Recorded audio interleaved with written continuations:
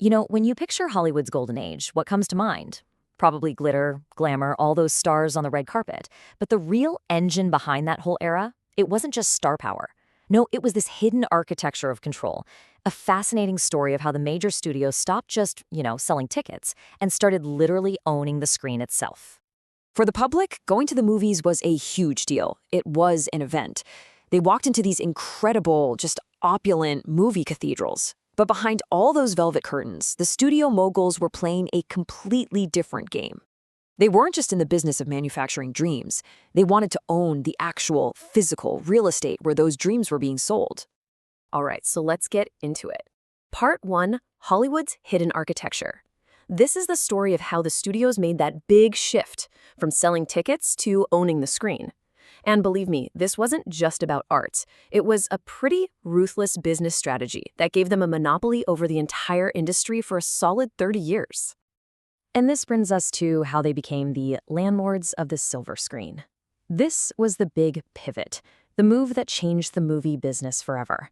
I mean, the studios had a realization. What's the point of making a fantastic film if some independent theater owner out there can just say, nah, I don't want to show it? The guy who really cracked this code was Paramount's Adolphe Zukor. His insight was so simple but so powerful. He figured if he owned the biggest, most prestigious, first-run theaters in the major cities, he could control what people thought was a hit. A movie was a success because it played in his theater. He defined the conversation. And so, all through the 1920s, this quiet revolution started happening. The studios just went on a massive buying spree, snatching up key independent theaters all across the country. Suddenly, they weren't just filmmakers anymore. They were becoming landlords, securing their own supply lines from coast to coast. So, what did all of this build? Well, it created what you could call the perfect profit machine. They used a strategy called vertical integration, and with it, they created a system for making money that was, well, it was almost unbeatable. And it didn't take long. By the 1930s, this strategy had created a full-blown oligopoly, what we call the Big Five. We're talking MGM, Paramount, Warner Bros., Fox, and RKO. These 5 studios ended up dominating pretty much everything. So, vertical integration, what is it really? Well, it just means they owned the entire pipeline. The studios handled production on their own lots, they controlled the distribution network, and crucially, they owned the cinemas on Main Street.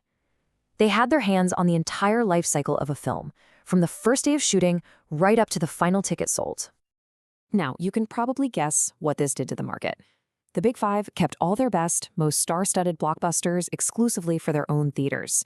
So if you were a small, independent theater owner, you were basically starved of the movies everyone wanted to see. You were left fighting for the scraps.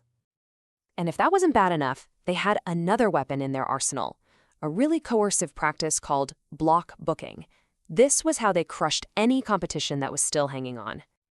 So here's how it worked. Let's say you're an independent theater and you want to get just one big hit movie, the one with Clark Gable or Bette Davis. Well, the studio would force you to rent a whole block of films, maybe 5 or 6 mediocre B movies right along with it. And the worst part? You had to take them sight unseen. It was a genius move, really. It filled independent screens with their low-quality filler and guaranteed them a profit on even their worst films. Well, you know where this is headed, right? The government versus Hollywood. Because when a profit machine is that perfect and that anti-competitive, it stops looking like good business and starts looking a whole lot like an illegal monopoly. And eventually, Washington started paying attention. What the studios had created was this completely self-contained, closed ecosystem of profit. It was an incredibly effective business model, for sure, but its days were definitely numbered. I mean, look at this. It was a perfect financial loop. The studio makes the movie, ships it to its own theaters, which are forced to show it. Profit was guaranteed, no matter how good or bad the movie was. It totally eliminated risk and just choked out all the competition. It was so effective that finally the U.S. Department of Justice decided to step in. And in 1948, the curtain came down. Hard. In the landmark Supreme Court case, United States versus Paramount Pictures, the government made its move. The court's ruling was a bombshell. The major studios were operating an illegal restraint of trade. The business model that built the Golden Age was officially unconstitutional. And that brings us to the final act, the Great Divorce. This was all about dismantling that incredible machine that had built the Golden Age.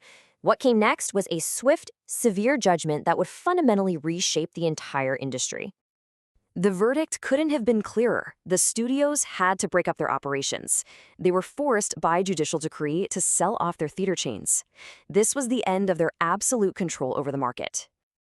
That critical link between making the movies and showing the movies was severed. From now on, the studios could keep being manufacturers of entertainment, but their days as the all-powerful landlords were over. The guaranteed pipeline from the studio lot straight to the silver screen was broken. And while the glamour of Hollywood lived on in the movies themselves, the era of the Big Five's absolute all-powerful monopoly was officially history. And this leaves us with a really fascinating question for our own time. That old pipeline from the studio to the screen was broken. But now, think about it. When you see streaming giants producing their own exclusive movies and shows, controlling their own distribution channels right to your living room, you kind of have to wonder, right? How are the echoes of that old system shaping the entertainment battles of today? That's all for this explainer. Thanks so much for joining us, and we'll see you next time.